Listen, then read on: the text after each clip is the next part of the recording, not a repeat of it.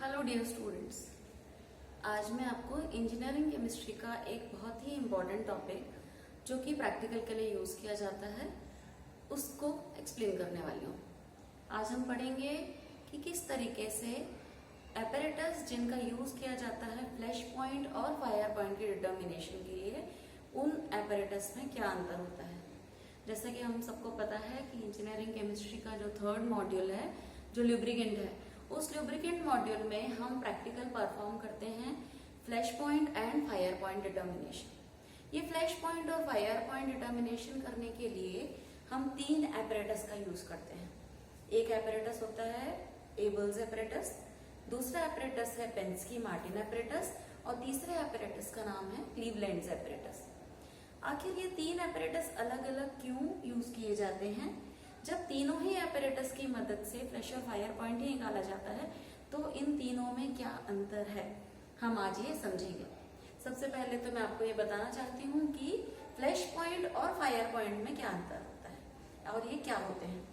Flash point वो minimum temperature होता है जिस मिनिमम टेम्परेचर पर किसी लुब्रिकेटिंग ऑयल को हीट करने पर उससे इतनी सफिशिएंट वेपर्स निकले जिन वेपर्स के कांटेक्ट में अगर कोई जलती हुई तीली ले जाई जाए और वो वेपर्स एयर के कांटेक्ट में आए, ऑक्सीजन के कांटेक्ट में आए और वो तीली के कांटेक्ट में आने पर, जलती हुई तीली के कांटेक्ट में आने पर उन वेपर्स में इग्निशन हो फॉर अ मोमेंट, एक मोमेंट के लिए इग्निशन हो, तो उसे हम फ्लैश पॉइंट कहते हैं। उस टेम्परेचर को हम फ्लैश पॉइंट कहते हैं।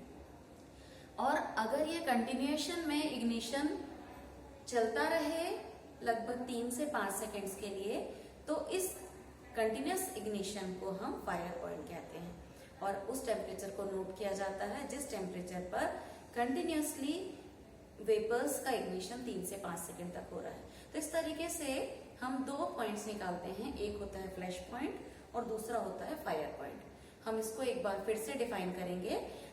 Flash point is the minimum temperature at which lubricating oil gives enough vapors that ignite for a moment when a tiny flame brought near it, and fire point is the minimum temperature at which lubricating oil gives off enough vapors that ignite for at least 3 to 5 seconds when a tiny flame brought near it.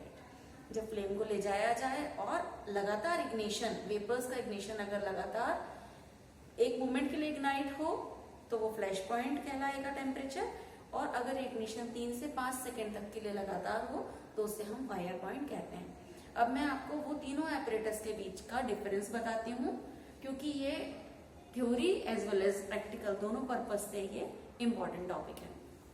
तो हमारे पास जो तीन apparatus है, पहला apparatus है Abel's apparatus. Abel's apparatus closed cup apparatus है।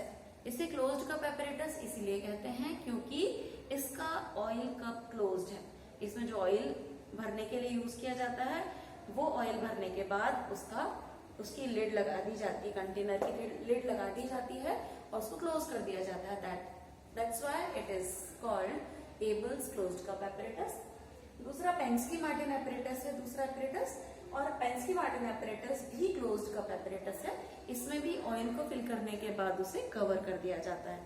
Third apparatus is Cleveland apparatus. Cleveland apparatus open cup apparatus है क्योंकि इसमें जो ऑयल यूज किया जाता है उसको कप में फिल करके that oil is visible to all, वो सीधा सीधा दिखता रहता है, उसका लिड को कवर नहीं किया जाता है। सेकेंड डिफरेंस जो है वो है कि एबल्स एपरेटस में थिन ऑयल का यूज किया जाता है।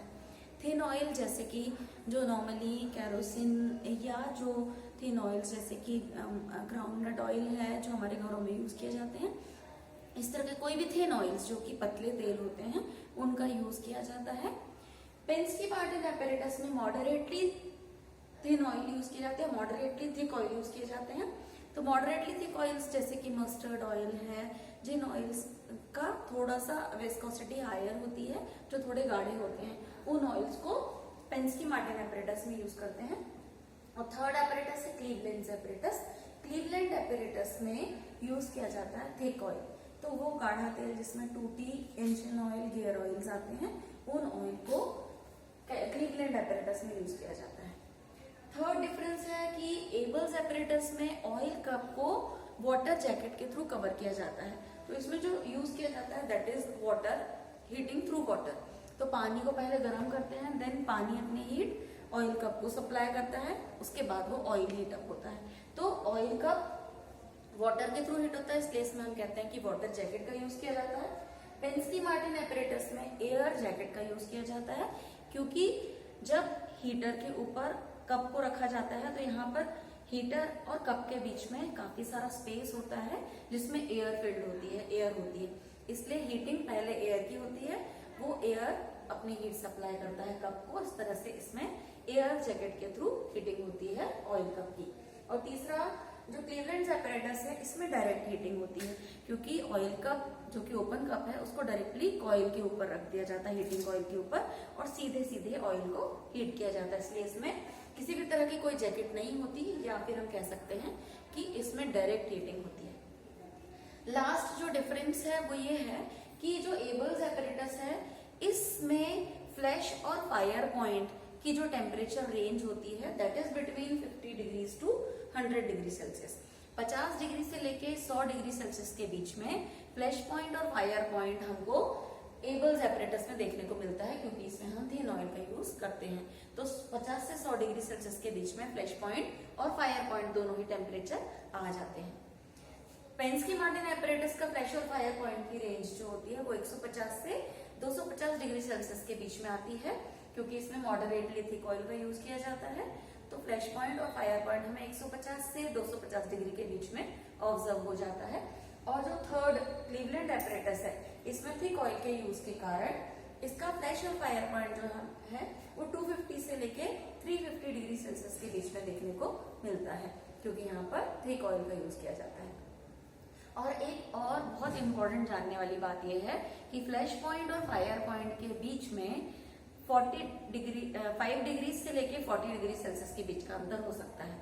इसका मतलब यह है कि फ्लैश पॉइंट अगर मान लीजिए 80 डिग्री सेल्सियस पर आया है तो फायर पॉइंट 85 से लेके 120 डिग्री सेल्सियस के बीच में कभी भी आ सकता है। तो 5 डिग्री से 40 डिग्री के बीच का डिफरेंस में ही फ्लैश और फायर पॉइंट दोनों ऑब्जर्व होते हैं। तो ये था difference Abel's apparatus, Pensky Martin apparatus और क्लीवलैंड एपरेटस के बीच। ये टॉपिक एग्जाम पर्पज से इम्पोर्टेंट है, प्रैक्टिकल में हमें प्रैक्टिकल करने में भी इन तीनों के डिफरेंस से हेल्प मिलेगी। तो होप कि आप लोगों को इस टॉपिक से फायदा होगा। Thank you.